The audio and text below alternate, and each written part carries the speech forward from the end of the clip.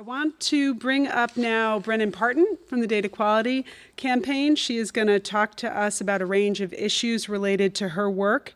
Brennan is the Associate Director for State Policy and Advocacy for DQC. Her work focuses on the key issues, including financial data, educator data literacy, and the critical importance of effectively communicating about data and policy. She frequently travels to states to talk with state leaders and advocates about the value of data and meeting educational goals, which will be wonderful for our conversation later. We'll be able to get that insight. Brennan, why don't you come on up?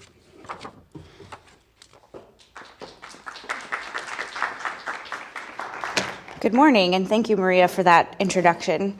Oh, good, I'm teed up here. So yeah, my name is Brennan McMahon Parton. Like she said, I am the Associate Director for State Policy and Advocacy at the Data Quality Campaign. And I'd like to just take a second to introduce the DQC. We are a national advocacy organization based here in Washington, D.C., we believe that when parents, when educators, when leaders are empowered with quality data, that we have the opportunity to improve outcomes for kids. I want to back up a little bit too.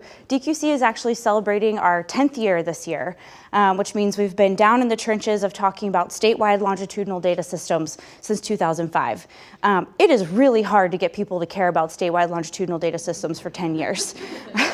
We're doing the best we can, but I think as I go through and talk a little bit more about what we mean when we say data, you'll see we're pulling away from just this systems focus as we need to. We absolutely need to build those systems. But we really have to talk about, like I said, empowering people, empowering educators, empowering leaders, because that's what this really means. Data in the hands of people, Mark talked about this in a great way, data in the hands of people are powerful. We want it to be a tool that's about informing practice, that's about being in service of students. It's not just about the system, it's about making change, it's about supporting student learning. So let me back up. Data are empowerment. Data are numbers, they're data points, they're spreadsheets, they're interoperable, they're statewide longitudinal data systems. That's wonky stuff. That's not about making change or empowerment, right? We're a little bit with you. And so what we've been really trying to do, and what I hope you'll walk away with, make the case, is that data are more than that. And you heard some great stuff about visualizations and how they're useful to educators. And we do believe that quality data are longitudinal, so able to show how kids perform over time, that they're in context, that it's not just one data point that you look at in one moment, and more. So we believe critically the data are more than test scores. Normally I like to start out and have people do shout outs, what do you think of when you say data? And so often the answer is, it's that summative test score, it's that one-time thing at the end of the year that's not really helpful and that you probably don't even really get the information back until October. That's true. That's a real challenge of data use. But I want to help us roll back for a minute that assessment are still a powerful piece of data, especially for educators in the classroom. Teachers have always been creating that type of data by creating their own quizzes, creating homework. So yes, assessment is one part of it, but we also know there's so much more than just those assessment scores, that there's the power of observation, there's the power of talking together, of early warning. It's so much more than just that one test score piece. We do at DQC talk about data as P20W data. So it's reasonably linked across a child's whole career, so from pre-K into the workforce. And I have to caveat and say, that does not mean that every piece of information about that kid in pre-K is linked all the way up to their workforce and anybody can see it and it's all together in one forever database. That's not what we mean. It's the type, just the few pieces of information that you need to know to be able to understand that pipeline, to be able to understand that trajectory. And they always say pipeline is the wrong term. Whatever the pathways were between K-12 and into the workforce, it helps us understand that whole picture. Data from online tools. This is becoming an increasing part of the data landscape in schools across the country. Now we have state data systems that we're pulling in, excuse me, we have local data systems that are pulling in, but now we're increasingly turning to like apps and online games and things like that provide teachers a tremendous amount of other types of information about how their kids are learning when they're used appropriately and effectively. And finally, like I said, this isn't about just data points. We're really talking about information here. Any information that parents, that teachers, that state and local leaders need to make decisions in service of kids. We really want to talk big picture here about data. So the goal The goal, I said, is all about empowerment. It's all about making sure these diverse stakeholders have what they need. I'm going to refer to my paper here a little bit so I get all my numbers right. And one critical part of that is making sure that teachers are empowered with data. Teachers are right there with those kids in the classroom, and they need information to inform their decisions. They want information to inform their instructional practice. And so the goal, we talk about creating state policy context, national policy context, is twofold. We want to create the conditions for avoiding ineffective practice, maybe not so great use, and create the conditions for promoting and ensuring really great effective use. So ineffective use, what does that look like? Someone asked me to parse out these distinctions once, and so I was thinking about, what are we really talking about? What do we want people not to do? One is to focus only on accountability. Data are not just about holding you accountable. When I talk about empowerment, if we're only talking about creating an accountability system, we really didn't do much empowerment, right? Another is tracking or making assumptions. And I think this one is so important, especially when you think about some of the history of data use in the United States has sometimes been used to harm communities or silo certain types of kids into certain learning experiences and then push others into what we might view as different or better learning experiences. That's not quite right. We don't just want to take, for instance, demographics and say, oh, this is where you belong, and you don't belong over here. Looking at one data point by itself, I mentioned contextual. Let's take that summative assessment score. Oh, this kid made a 460 or whatever the score was you pulled up. That's what we need to know about it. No, it's about that whole picture, that bigger picture. And finally, not taking privacy into account. And I'm going to talk a little bit more about how that's become such a big issue nationwide, but we need teachers and leaders alike to really be thoughtful about what's their responsibility in protecting all this information that they have about kids. So then, effective use. So we want to highlight the positive. What are the good things that we're looking at? And first, promoting continuous improvement. It's not just about accountability. It's not just about hammer. At DQC, we say it's all about flashlight, illuminating the issues and challenges and opportunities for success. Collaborative. This one is my favorite, I think. We don't want data to just be, you sit there by yourself with the tool. It's meant to be just sort of the launching point for a conversation, for the opportunity to work together with other educators, other administrators who have other parts of the picture and can help you find the best path for those kids in the classroom. Not just about technology. That one might sound a little bit silly in 2015, especially, we're in a room like this, we're mic'd up, where computers and classrooms are becoming increasingly the same way. But there's so much power in the observations and I heard a teacher once tell me she got a tool belt, like a little apron from Home Depot, and she had these colored blocks. And every time a certain child, a couple of kids in her class acted out or did something, she moved a block from one pocket to the other. And then at the end of the day, she took those blocks and she said, okay, here's what happened throughout the day. I can see in the morning, this is what's setting them off. In the afternoon, this is setting off. That's not about technology, but it's absolutely phenomenal data use on part of an educator. So we need both of those pieces, what teachers have always been doing in the classroom and these rich technology tools that make their lives a lot easier. Cycle of inquiry based. Oh, and I skipped one in my bad data use, or my ineffective data use, is a lot of times we see people, here's the problem, I've identified the problem based on the data, so I'm gonna go buy this solution. My kids are struggling in math, I'm gonna go get this intervention. They're jumping straight from the issue to the solution and skipping all that creamy middle where you dig into why. What's happening here? Is it certain kinds of kids under these circumstances are struggling, whereas other kinds of kids are not struggling under those circumstances? You've got to take the whole conversation, that whole cycle of inquiry, and ask why, try the intervention, and then say, hey, did it work? And keep coming back, keep coming back. Trustworthy.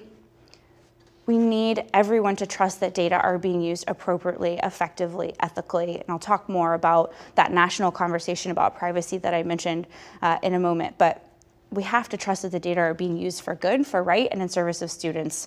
And finally, student-centered. Data are most powerful when they are student-centered. I know I'm lingering long on this slide, but I put a lot of things into it. So I said we need to create the conditions that sort of help us move away from what might not be the best examples of data use towards really great examples of data use. And I said, we're a state advocacy organization.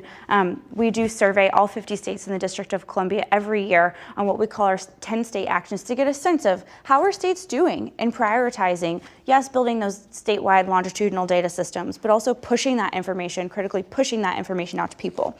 And the numbers are really big. We find that in 40 states, Teachers and principals are trained to use longitudinal data to tailor instruction. In 42 states, teachers and principals are trained to use specific reports, so something like an early warning system report or a high school feedback report. In 41 states, the state plays an active role in training teachers and principals to use data. In 32 states, data literacy, which I'm going to talk more about, is a requirement for certification and licensure, so you have to show that you know how to use data in order to become a licensed teacher. And in 22 states, teacher performance data are shared automatically back with teacher preparation programs so that they can use that information to transform their own practice. Those are really big numbers, 40, 41, 42. We're really excited to see that, but we know that there's a tremendous amount of variance across the country, and that maybe the educators aren't quite feeling that on the ground yet. It's the lousy t-shirt. I loved that example, actually. We know there's that, even with those big numbers, that we still really need to change the culture. Data in the past has been about compliance. It was our president, Amy Goodera, always says the dirty little secret was it all flowed in one direction and no one used it. It was getting sent from the district to the state to the federal government and just sort of sitting for checking boxes, for accountability only. Not so great to build these systems, to have all this information and not make sure it gets back into the hands of people who can really use it to inform practices that support kids. So we need to change that culture from compliance only to what we call service. And so I want to caveat a little. Someone had pushed me on this recently that the state role is always going to be a little bit about compliance and accountability. We're always going to expect our states to hold our districts and schools, and themselves for that matter, accountable. We're never going to get totally away from that. But we still want to make sure that the data that states are collecting and using isn't just sitting with the state. There's still a tremendous opportunity, and we're seeing this across the country in Georgia and Colorado and Massachusetts and more, where they're pushing that data back out to districts and even parents so that those people who can really touch kids' lives have what they need to do so. So what we're really asking states to do is find a creamy middle. Do your compliance and accountability stuff, but also make sure that you're providing something back out.